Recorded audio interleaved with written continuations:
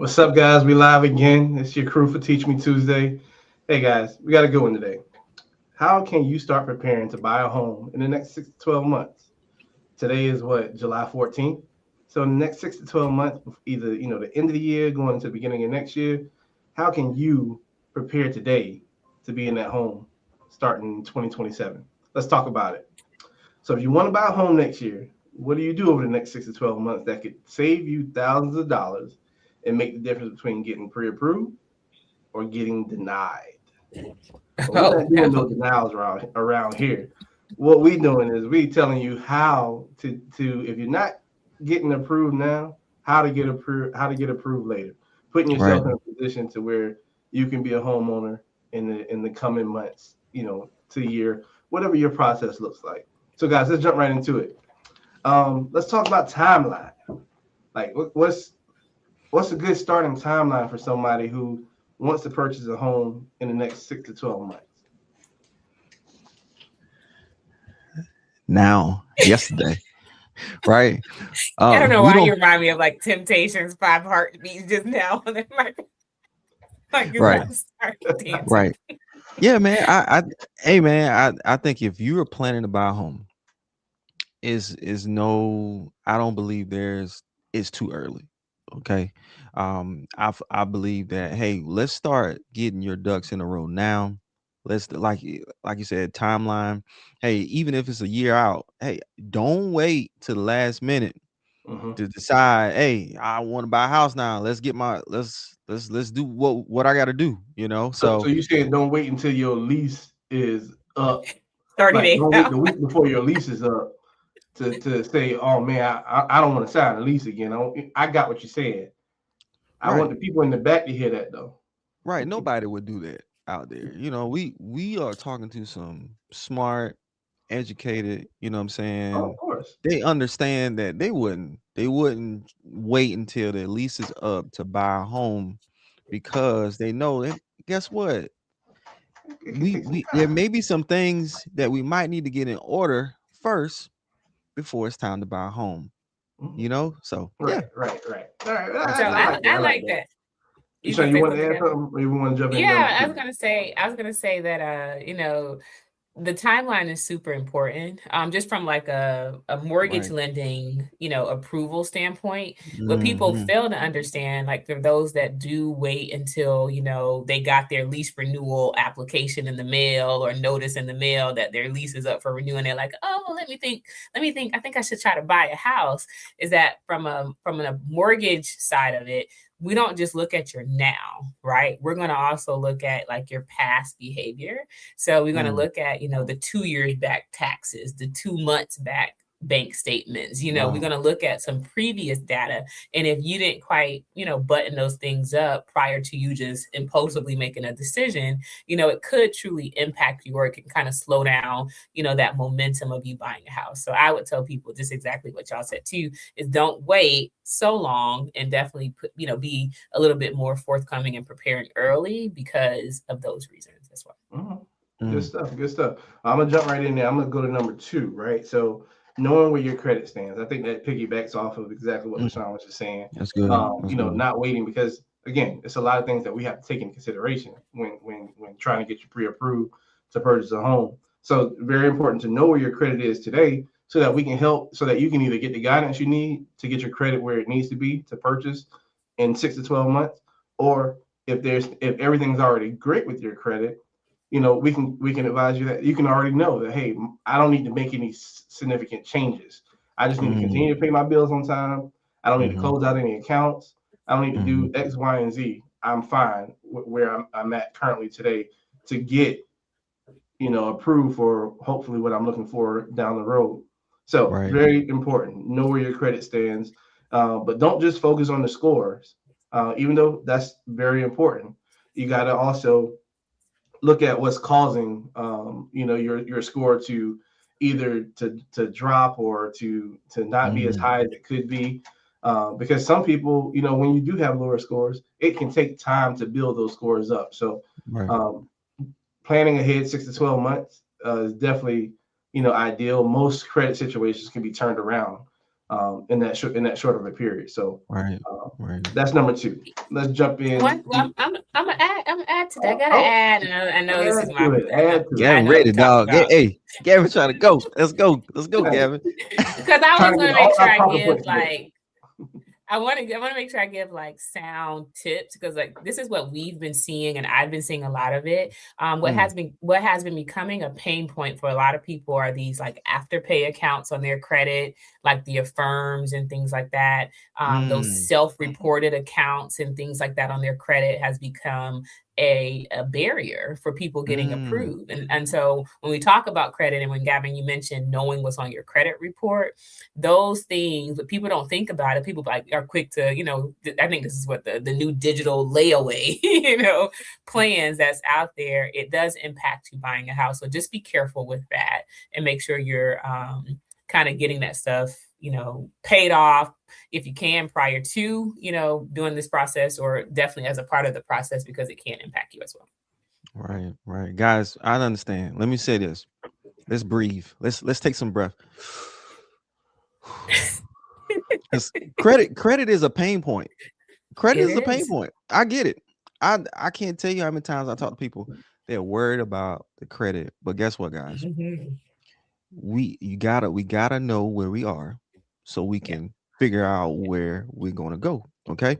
So, and what we gotta do. So guys, just understand, like, when it comes to that pre-approval process, they're gonna have to look at the credit, okay, so that we can determine what needs to be done in order to help you. Okay, that's it. Simple as that. Yeah. That's it. Simple as that. Love it. Keep rolling. Jumping in number 3. All right. So we done talked about your timeline. We done talked about credit. Now let's talk about saving. Ooh, the hardest thing ever, saving money. Because guess what? Buying a house, it's not going to be free. It's some programs, some things that can be negotiated. But at the end of the day, to buy a house, you're still going to need a little change, a little something. Right. And that's depending on your situation. Some people going to need a lot of something. So, let's talk about it, man. Why is it important to start building your savings in that pre-planning window, to meet that 6 to 12 months down the road? So y'all want me to jump in there real quick? I'll be quick, Gavin. Be real quick. So guys, when you buy a house, like Gavin said, it's not free. There's some things you're gonna have to pay for in the home buying process. Okay.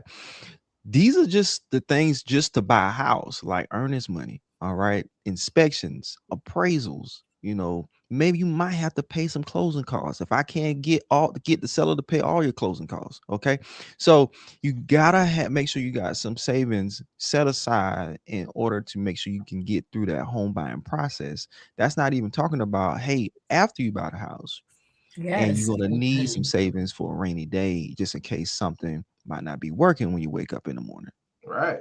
Okay. That's so true. And I think people neglect that part, like the moving expenses, or if you gotta, pay deposits for utilities or something like that. You gotta factor that stuff in as well. So being able to save money, ahead of time is so important. So if you have a 401k and you're not contributing to it, my tip is to start putting money in there. You can kind of use those funds to help you out. You can set up a separate, maybe payroll allocation on your payroll to go to a separate account to start savings at a separate bank to start saving some money towards buying a house. So do what you have to do, so that you can, guys, be better prepared to purchase in the future. All right, Gavin, what we got next? Well said. Talking about saving and not hitting on budgeting just yet, but I think it leads us into number 4, avoiding major financial changes. So, what we talking about? Changing jobs. We talking about, hey, I'm not really feeling like working this month, so I'm gonna take a sabbatical. I'm gonna step back. Well, when you do stuff like that, when you change your consistent income, that plays a role into how we can approve you. We need to see a consistency that, hey, this person has been employed a certain way for the past 2 years, and they're consistently bringing in this income. So some big ones, maybe some major ones, Gavin. So you mentioned about the changing of the job. I think the other one that gets people is buying a vehicle, man. Ooh, yeah. Buying a vehicle, like people buy vehicles before they always buy a vehicle before they want to buy a house. And like vehicle payments ain't cheap no more. So the days of a $200-$300 car payment, it seems to be very far-fetched nowadays. These car payments I'm seeing are $500, $600, $700, $800. I got somebody got a $1,000, $1,200 like vehicle payment.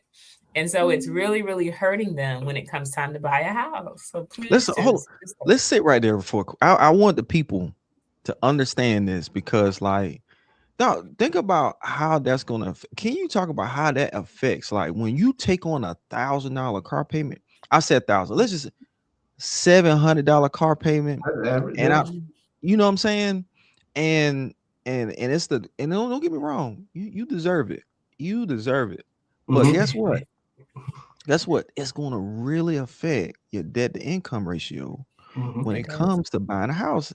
You might be right there from buying a house that you really want, but because of that car payment or whatever and the financing behind it, you might not qualify for it. So so like a $700 or $800 car payment, let's say you might bought a $40,000-$50,000 car at that payment. I don't know, but that's not like dollars for dollars. It's not like you buy a $50,000 car at a $700 car payment and you could have bought $50,000 more in mortgage loan. No, $700, $800 from a mortgage standpoint, we're talking about $150,000 different in approval because you bought that car. About rental property, not quite that high, but close. 100,000. Yes, I mean, that shakes a lot of things up for people, man. When it comes to getting, pre-approved, so take that into consideration, guys. I didn't know it was that much. I'm sorry, guys. I didn't know. I'm sorry. I didn't know it was gonna affect them that much, dog. You know, a whole $100. Oh my God.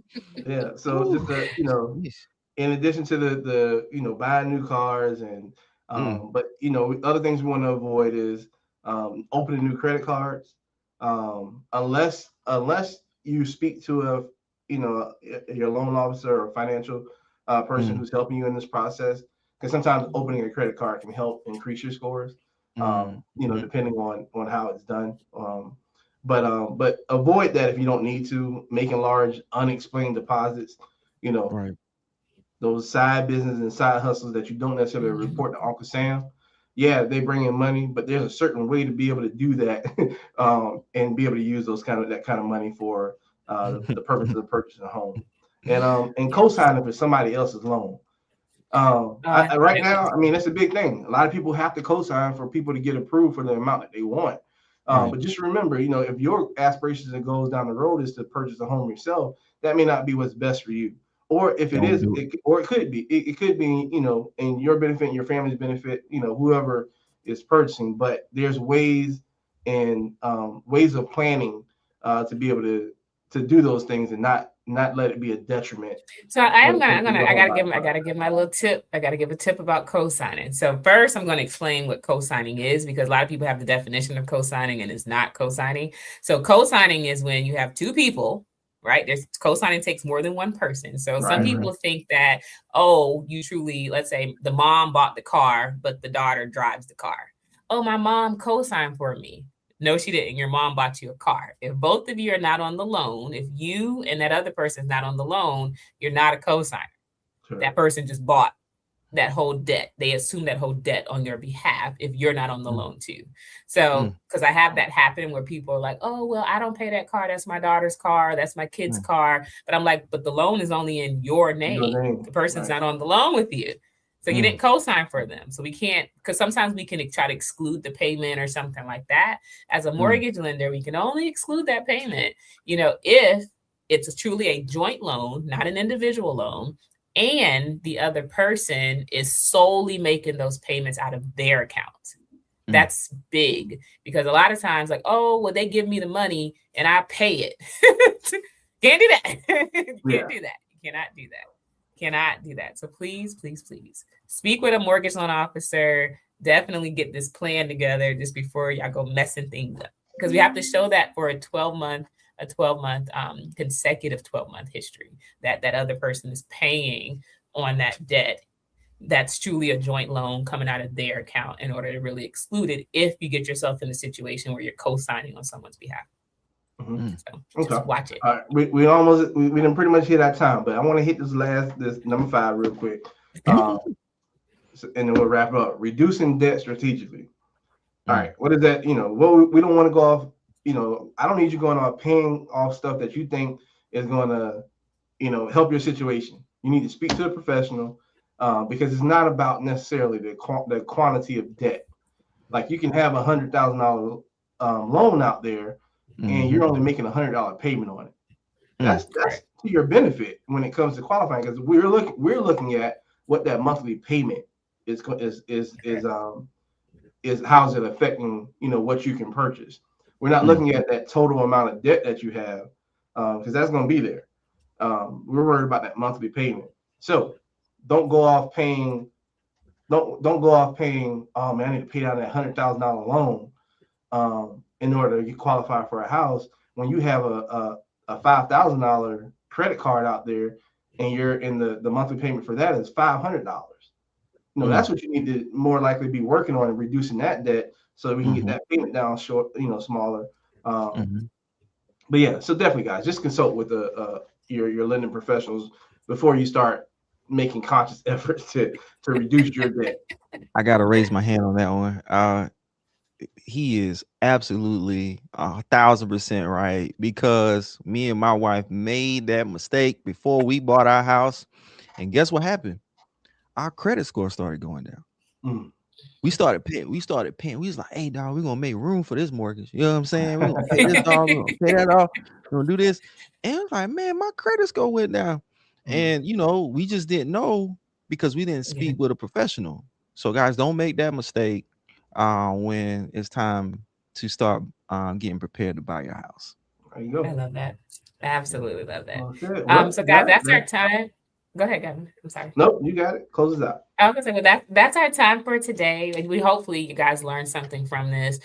Just remember, preparation takes time. So definitely don't wait 30, 60 days out. You know, like Wilma said in the beginning, you never can prepare too early, whether it's a year out, 6 months out, you know, the sooner the better. You know, definitely reach out to either any one of us on this absolutely on this episode. We're more than happy to guide you and connect you with the right resources to help you become a homeowner in 2026, if that's your goal, or either 2027 or beyond. So we definitely appreciate you guys tuning in, and we will definitely catch you guys next time. Yep. Bye.